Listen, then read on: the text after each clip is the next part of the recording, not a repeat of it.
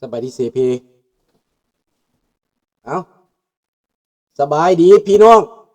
ลูกหลานลาวไทยหัวใจเดียวกันเพื่อเสรีภาพและประชาธิปไตยทุกท่านยินดีต้อนรับทุกท่านเข้าสู่รายการเสียงภาษาลาว Voice of the Lao People Welcome to everyone Bienvenue à toutes et à tous ยินดีต้อนรับทุกท่านพี่น้องขอเข้าเพลงชาติไปเลยน้องมื้อนี้เนาะศาสตร์ลาวตั้งแต่เดิมมาขึ้นชื่อลือซาอยู่ในอาซีศาสตร์ลาวผูกพันไมตรีรวมสามัคคีฮักโฮมกัน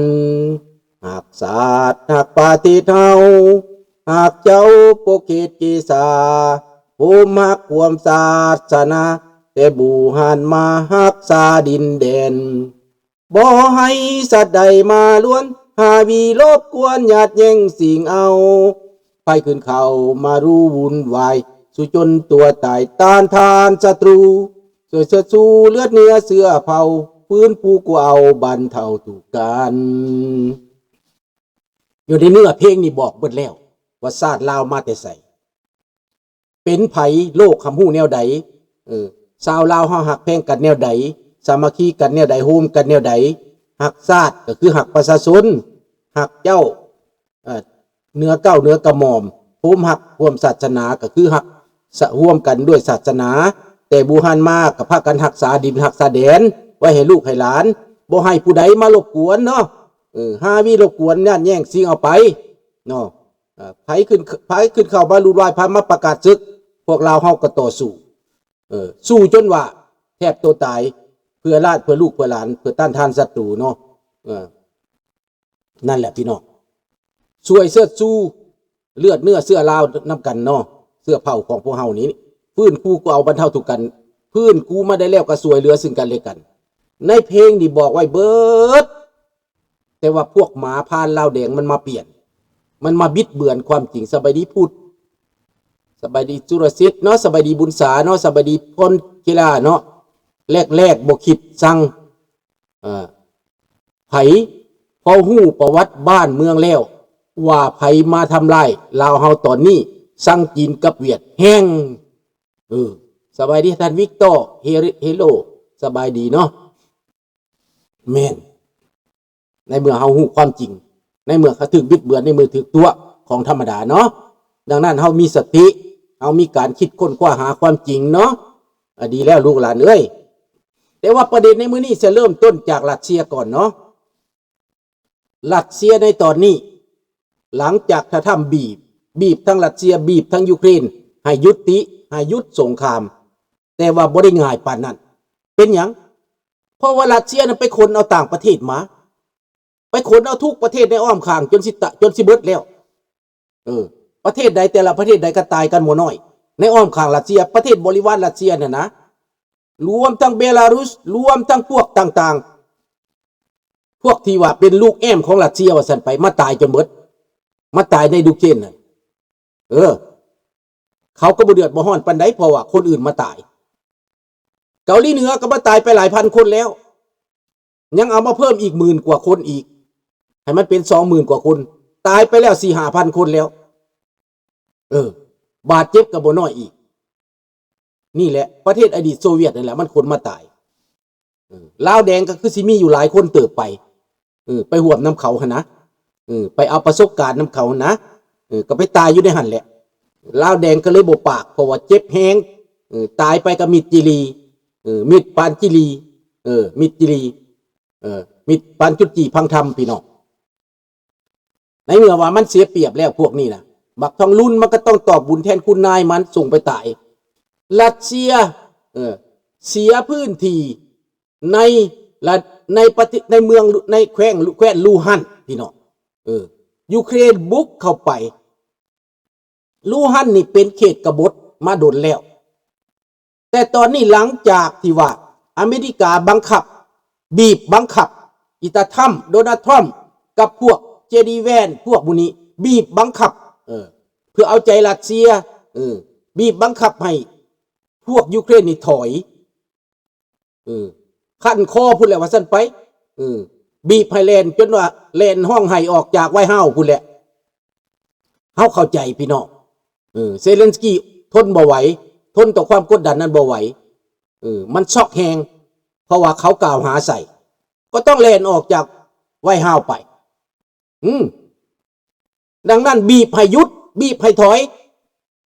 เฮ็ดหยังน้องก็บ่ทันแม่นบ่ล่ะปิดหูปิดตาปิด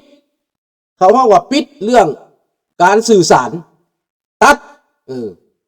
ร่วมกับไอรอนมัดนั่นแหละตัดอินเทอร์เน็ตตัดเขาห้องว่าตัดการเครือข่ายการติดต่อพัวพันเพราะว่าเขาไปได้ดินแดนรัสเซียแล้วถ้าบ่มีการสื่อสารหมายความคือตาบอดหูหนวกยูเครนก็จำใจต้องถอนทหารขั้นถอนทหารมันก็บ่ทันแหละเนาะก็เสียคนไปจำนวนหนึ่งก็บ่หลายดอกเสียไปจำนวนหนึ่งเขาก็พยายามเฮ็ดดีที่สุดแหละถอนออกมาเนี่ยรถบางเทื่อก็ได้ทิ่มไว้ป้าไว้เอามาได้ก็เอามาบ่ได้ก็ทิ่มเดินเท่าออกมาไล่ออกมาแล้วก็มาตั้งเขตพิเศษอยู่หั่นรัสเซียก็โค้งข่าวกับเท่าไปเจรจานั่นเท่าพี่สังวิทกอบบอกไปเจรจากับว่าทหารยูเครนถูกปิดล้อมไว้จังสั้นจังซี่โดนัลด์ทรัมป์ก็ว่ารัฐบาลทหารของยูเครนถูกปิดล้อมไว้แต่ความจริงแล้วบ่แม่นเป็นความเว้ากึกก้องเพื่อให้ความเป็นเขาห้องว่าจิตวิทยา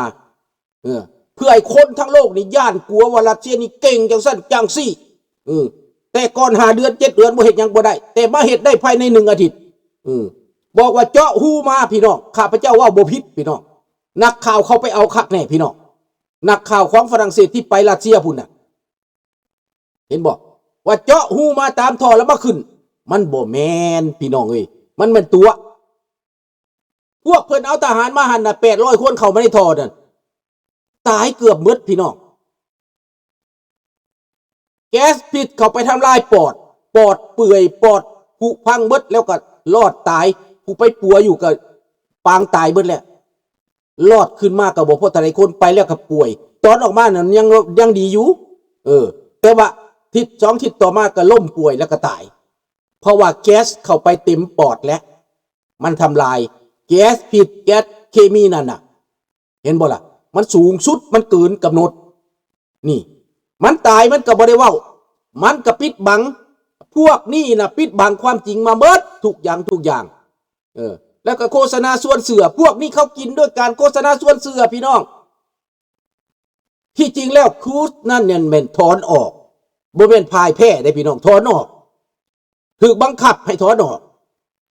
ตบโต๊ะใส่ตีตังใส่ซี่หน้าใส่คมขู่ทุกอย่างฝ่ายเดียวกันนี่แหละบ่แม่นฝ่ายใดดอกไผก็เห็นไผก็ฮู้อันนี้น่ะเบิดทั้งโลกเขาก็จารึกไว้บันทึกไว้ประวัติศาสตร์มันจารึกไว้พี่น้องเห็นดังนั้นมันเป็นอย่างสั้นยูเครนก็ต้องจำใจถอนออกมารับเงื่อนไขทุกอย่างแล้วว่ายุติบ่ให้ยิงบ่หยังก็ยอมไปเจรจายอมแต่รัสเซียบ่เป็นจังซั่นรัสเซียใช้โอกาสนั้นแก่เวลาเพื่อสิเอาชนะแก่เวลาเพื่อสิเอาชนะลิ้นตามเกมลิ้นตามบทบาทแล้วก็เต้นใส่กันรัสเซียกับอเมริกาเต้นใส่กันลำวงสโลกันพี่น้องเรื่องมันเด้อประธานถ้ำนี่ก็ต้องเต้นใส่กันลำวงเกี่ยวกันกับบักโซเวียตลูกเคยโซเวียตปะเท้าบ่ยากกับโซเวียตนี่ค่อยสิเว้าได้ค่อยสิเจรจาได้ค่อยติดต่อได้โดยตรงนั่นเป็นแบบนั้นพี่น้อง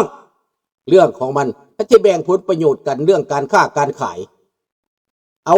ชีวิตของมนุษย์มาเป็นเครื่องค้าเครื่องขายเด้อพี่น้องเด้อต่อไปแล้วเป็นอะไรบาดนี้หลังจากนั้นแล้วพี่น้องทหารยูเครนก็ถอยมาตั้งหลักประมาณ10 กิโลเมตรขุดบังเกอร์ขุดพื้นที่เตรียมจะดักหลุดรัสเซียเข้ามาก็จัดการแต่ละมื้อแต่ละวันสบายดีบีโบสบายดีโอโปเนาะจัดการพี่น้องตูมบาดาบูมมับคันใดเข้ามาก็ปูมบาดาบูมมับทหารรัสเซียตายรายวันทหารเกาหลีก็ตายรายวันเพราะว่าดักไว้แล้วก็ออกไปเป่าข่าวว่าคอยปิดล้อมไว้อยู่ทำท่าว่าสิให้คอยฆ่าบ่ว่าซั่น ถ้าวิทย์กอบมาเว้าโปรตีนถามมันสิให้ค่อยฆ่าบ่คันค่อยฆ่ามันสิบ่เป็นหยังบ่ว่าซั่นเด้ฆ่าทหารยูเครนถามว่ารัสเซียมันสิถามกินแม่มันหยังมันเฮ็ดมาบ่แฮงมันบ่ได้ต้องการถามแต่มันทำท่ากดดันทางจิตวิทยาที่จริงแล้วบ่มีทหารยูเครนถูกปิดล้อมเลยแม่นทหารรัสเซียถูกปิดล้อมพี่น้องถูกจับยอมจำนนแตกทับพี่น้องทหารรัสเซียที่ขนมานั้นมันบ่แม่นชาติเขาเนาะมาเห็นการสู้รบมันหุ่นแห้งขนาดนั้นแม่บ่แม่นประเทศกูสิมาตายเฮ็ดหยังทีมปืนแล้วก็แตกทับหนีพี่น้องเป็นจำนวนกองร้อยกองพันก็มีจับได้ในโพลมันก็มีพี่น้องแต่ยูเครนเขาบ่ปากให้มันเอาเว้าไปให้มันเว้าไปเซเลนสกี้เจ้าเบิ่งโลดเซเลนสกี้ตอนนี้หน้าบานหน้าดีหน้าซื่นดีกว่าตอนที่ว่าไล่ออกจากห้องการไวท์เฮาส์นั้น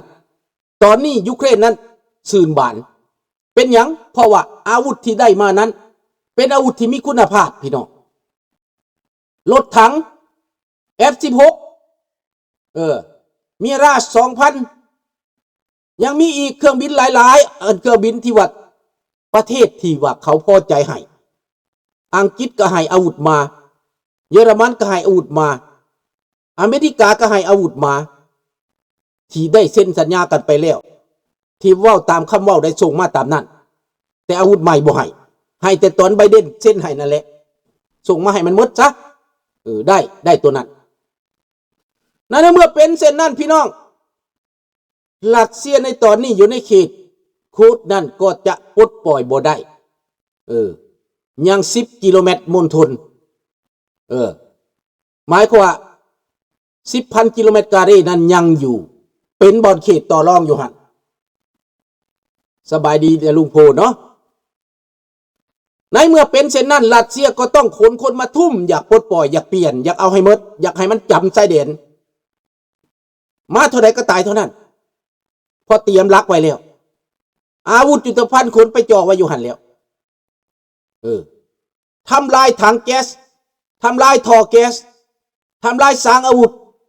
ยุทางจัดการบาดนี้นะใหม่ทั้งเว้นทั้งคืนสบายดีท่านประดิษฐ์บงสุขในเมื่อเป็นเส้นนั้นแล้วพี่น้องในคูสก็เป็นการลบกันบ่หยุดบ่เศร้าในลูฮันบัดนี้ในซูมียูเครนก็จัดการทหารรัสเซียให้มันตกวงล้อมเข้ามาตายรายวันรถถังของรัสเซียเลียมรถลำเลียงจำนวนพลหมดเอารถชนิดใดมาก็หมดมูนอุยปุ้ยบาดาบุมปูมเสร็จมาตามทางมากลางคืนก็เห็นมากลางเว้นก็เห็นเพราะว่าเขาห้องว่ากล้องอินฟราเรดอินฟราเรดของเขานะมันเห็นกลางเว้นกลางคืนกับปานกลางเว้นเห็นเบิดมาเท่าใดก็เห็นเบิดการติดตามสอดแนมของเขานั้นเห็นไก่ดังนั้นส่งโดรนไปจัดการง่ายบ่ต้องเอาทหารไปจัดการมาแล้วในเมื่อมันรถถึกใหม่เบิดแล้วรถถึกทำลายเบิดแล้วรถลำเลียงถึกทำลายเบิดแล้วรถถังทำลายเบิดแล้วส่งคนเข้าไปจับเอาบาดนี้ปิดรอบจับเอาอย่างส่งรถอย่างรถสไตรเกอร์บ่รถอีหยังรถบ่แม่นสไตรเกอร์รถเมื่อก่อนนั้นเคยเว้าอยู่นะรถอันลืมไว้แท้ๆรถอันนั้นน่ะมารถอันนั้นแหละคนเข้าไปรถอเมริกาเนี่ยมันไวเด้เนาะแล่นเข้าไปแล้วก็จัดการพี่น้องจัดการจับเอาพี่น้องเพราะว่าผู้บาดเจ็บก็มีผู้ลงไปรีอยู่ในหูก็มีผู้บ่ยอมจำนนก็จัดการมันเรียบร้อยไปผู้ใดยอมจำนนก็เอามาเอามาเป็นนักโทษเอามาเป็นเฉลยอยู่ในซูมีอยู่ในแถวนั้นแหละนอกจากนั้นแล้วยังตีเข้าไปรถแบรดลีย์รถแบรดลีย์จำไว้ก่อนแบรดลีย์นี่แหละมันสื่อกับบริยากเป็นยังขึ้นอ่านจำเถอะรถแบรดลีย์นั่นแหละขอบใจอันสุรสิทธิ์นะบาทนี้พี่น้องในเบนกรอดยูเครนถอยออกมาจากคุกผัดยึดเบนกรอดพี่น้องยึดเข้าไปเบนกรอดรัสเซียก็แตกกระจึงพี่น้อง แต่ก็จะ